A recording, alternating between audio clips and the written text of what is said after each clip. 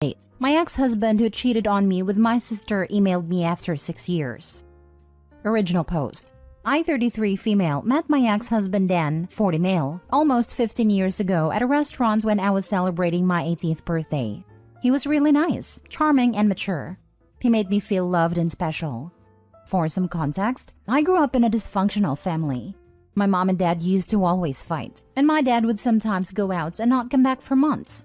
Then he died when my sister Abby, 25 female, was born. My mom was way too fond of Abby since her birth rather than me. Abby was basically babied by my mother. She didn't neglect me at all, always did her best as a mother and provided for me, but I always felt something was missing. After Dan came to my life, I didn't feel like there was something missing from me anymore. He supported me, he was caring. He would always buy me gifts and take me out in long drives. I felt complete when I was with him. We got married after dating for 4 years. I wanted to start a family right away, but Dan encouraged me to do my master's and helped me build my career. He wanted us to be in a stable position financially before we start thinking about having kids. Seriously, he was the best guy I could ever ask for. But after 5 years of being happily married, I discovered that my husband was cheating on me with Abby. I discovered the affair when my husband made an excuse that he will go out of town for a week, but he stayed in town and booked a hotel room where he and Abby fool around. This has been going on for 6 months behind my back. I was really devastated. Abby and I were close growing up. I loved her and cared for her. How could you do this to me? After the D-Day, Dan and I had a fight. I asked how he could do this to me. And with my sister too, who just turned 19. He said he didn't love me anymore, that I don't give him enough attention, that I am not the same girl he fell in love with. Between this mess, I discovered that I was pregnant, but due to the stress, I lost the baby. He didn't even care enough to visit me at a hospital when I lost our child. He was having a weekend getaway with my sister. I should have seen the signs. Abby would always be touchy with Dan. Dan would sometimes stare at her, but it is still very disturbing for me. My mother, as usual, took Abby's side and told me to just make peace with it. I wanted to end myself then because I had no one left. Lost my child and my husband, my whole family. Then my best friend Tina, my savior, came to my rescue. She was moving to another state and asked me to come with her. I said yes. I was already divorced at that point, and we live in a small town, so I would obviously run into my ex and my sister. It took me a while to settle into my new life in a different state, but I met some kind people there. It helped me heal some trauma, though I still have trust issues. Then I met my now husband Tony, 32 male, after 1 year of moving to the new place. I was really hesitant and kept my guard up, but he showed me that he is trustworthy and loves me a lot. I was so happy with him that I almost forgot about the life I had back in my hometown, that his parents were really welcoming and generous people. We got married a year ago and I am now pregnant with our first child. Yesterday, I got an email from my ex Dan. It just brought back all the bad memories. I am just paraphrasing his email here. He mentioned that he misses me. He tried to find me but couldn't. He is very miserable with my sister. She is very dumb and doesn't care about him like I do. I used to bake him a cake and throw birthdays for him, but Abby only texted him happy birthday and didn't even bother to buy him a cake. Plus, she is very rude, doesn't respect him, and she is always at a bar with her friends. He also mentioned that she has cheated on him 5 times already. The last affair was with his own cousin. Our mother also doesn't stop her. He will soon file for a divorce, but lately he has been missing me a lot. He wants us to try again as a couple. He wants us to become a family just like before. Since I do not have social media except for Instagram, which is private, he probably doesn't know that I am married and I have a baby on the way. I don't know if I should feel pity for him or just laugh because the grass on his side is very brown rather than green. Now for the top advice before reading the updates. He is very miserable with my sister. Good. He's living the life he deserves. He wants us to become a family just like before. Well, he slept with your family last time you were a couple, so I don't think it's a word he should be throwing around lightly. The audacity of this man. Have a huge laugh at his expense. His woe is me tale deserves zero pity. Be happy that your life isn't intertwined with these absolute garbage people. Don't respond. Let him marinate in his misery. Yes, OP has so much to be happy about right now. As much as I would like you to be petty, ignoring him would be the best option here. Lol, right. I would have sent him a picture of my wedding ring hand on my prego belly, and then block him. right? And tell him to enjoy the consequences of his own selfish actions. Lol. But nah, why waste a nothing moment on that piece of garbage? Hug your husband, take yourselves out to a nice dinner, and plan for your amazing future. And now for the updates. I just wanted to say thanks to all of you who messaged and showed me support. I have decided to send him an email and be done with it. It goes like, Dan, I am sorry to hear that you are suffering, but there was no way I would be with you. Yes, there was a time when I used to be that girl who would have taken you in a heartbeat, but that girl is not there anymore. That girl has died the day I had a miscarriage, and you are somewhere shacking up with my sister. I called you, but you never picked it up.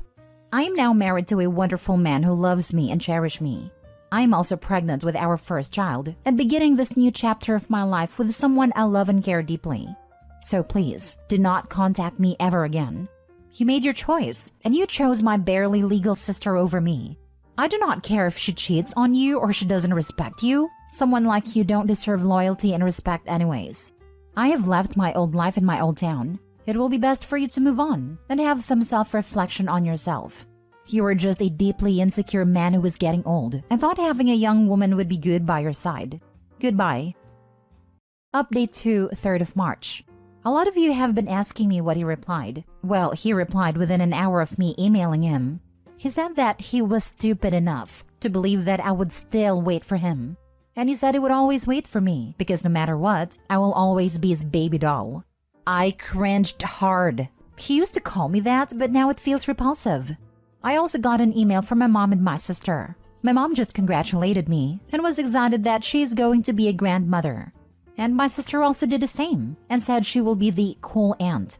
I cannot believe these people. They forgot how they treated me when I needed them, and moreover betrayed me. I cried for a long time because I have been reading your comments. And it seems like me and my sister was groomed by that man. I feel so stupid. I know I shouldn't be mad at my sister, but she was old enough to know it's bad to have an affair with a married man. That was also someone who is your sister's husband. I blocked all of them. I am 5 months pregnant already. I don't need more stress. God bless my husband. He comforted me when I cried and later took me out for ice cream. I hope I can move past this. Now for the last and full update. I'm cooled down now. I think I can make a more elaborate update. Thanks to everyone who has shown me support. I needed it. The email from him, my ex, just struck me like a train. I had flashbacks of everything he has done to me, and I think you guys deserve a detailed update. After I sent him the reply mail, he emailed me within an hour with the thing I said in my second update. A few hours later, I get 2 other emails from my mom and sister. They sent me in my old email address that I hardly use now. I don't know how they knew about my pregnancy. I try to keep a low profile, and I still haven't posted my baby bump pics on social media yet or made any announcements. I only have Instagram to follow my friends, but it just scared me and I broke down crying on the spot. Luckily, my husband Tony was around, held me and put me on a couch. He knows everything about me as I never hide anything from him. I was a little bit scared that my mom and sister would find me, but he reassured me that I am hundreds of miles away from them. I mean, we are on the opposite part of our country. He took me out for ice cream to comfort me. It took 2 ice cream cones to finally calm me down. Lol. I told him about my concerns and that my mom and sister might demand to see my baby girl. He told me he would talk to his uncle, who is a police officer, to be on lookout for them. Even if they come here and force themselves on us, he would fight against it. He is going to consult his lawyer friend about his matter too, then told me not to worry about my ex. He cannot harm me anymore. My husband even made a joke that he would move countries if we have to. Lastly, someone in my post commented that I should alert the daycare about my mom and sister in case they try to steal my baby. Well, we aren't planning to put her in daycare. Even though I'm currently working, I decided I would quit my job and look after my baby and focus on healing from giving birth. I do have a good amount of savings in my personal bank, and this is my own decision. I will go back to work when our little princess is a little bit older. My in-laws are amazing. My mother-in-law and father-in-law lives nearby. They're both good people and offered to help with the child. Also, don't worry. Apart from my in-laws, I have a good support system too.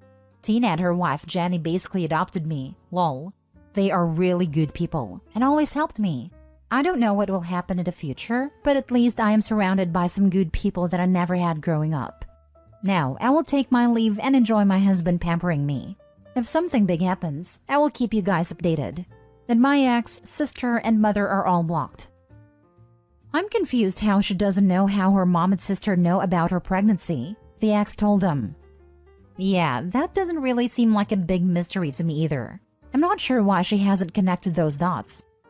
I think it was a setup to get all this info and more out of Opie. He made himself sound as pathetic as he possibly could to elicit an answer, and when he got it, he ran it straight up the wire to the gruesome twosome. People don't do that to people they dislike. Opie got played. Only way to win with no contact is to maintain no contact. It seems like the ex-husband doesn't perceive the young women he preys on as real people, but as props for his life. He was happy to discard Opie when she was having a medical emergency, but when his new toy didn't give him the same attention and enjoyment, he wanted the other one back again, with no thought for where she may be now in her life journey, or how she may have moved on from their toxic marriage. He's a typical narcissist who sees everyone else around him as an NPC. Main character syndrome is real. Abby once again proving true the adage of they'll cheat with you, they'll cheat on you. Happy that Opie got out of there and has a real family around her to take care of her. It makes me happy to know that Abby cheats on Dan pretty consistently and probably with men her age. I'm sure he's feeling pretty old and dumpy at 40, and his hot young thing is running around town with a bunch of college-age guys. Lol. I hope it makes him feel emasculated each and every time. Last story. The children I babysit has a father that makes me feel so unsafe. I, female 17, have been babysitting for this family for a while now, as they are two young parents working full-time, with two young children aged 1 and 3. I previously mentioned that I would be happy to assist with other tasks as well, such as grocery shopping and other things. But for the time being, all I've been asked to do is watch the kids. The kids' mother, as well as the kids, were leaving the country for a month, so the dad called me a few weeks ago to ask if I could help with cleaning the house since he was the only one home at the moment. He offered to pick me up the same day to simply look around the house and create a schedule, and I didn't give it much thought. Since I always did that when I was going to babysit, it wasn't unusual when he picked me up in his car. He instructed me in the car to keep the mother in the dark about this as his first instruction while telling me that I was very beautiful. Even though I agreed that it was a little strange, I kept my mouth shut. He stood me in front of the mirror as soon as we got home to check to see if I was taller than him. I felt uncomfortable as he held me around my waist to measure me. He showed me to mess around the house, and then we somehow got on the subject of my upcoming party, which led him taking out his wife's previous wedding dress, and then asked me to put it on and to borrow it to the party. I declined and pretended that we were pressed for time.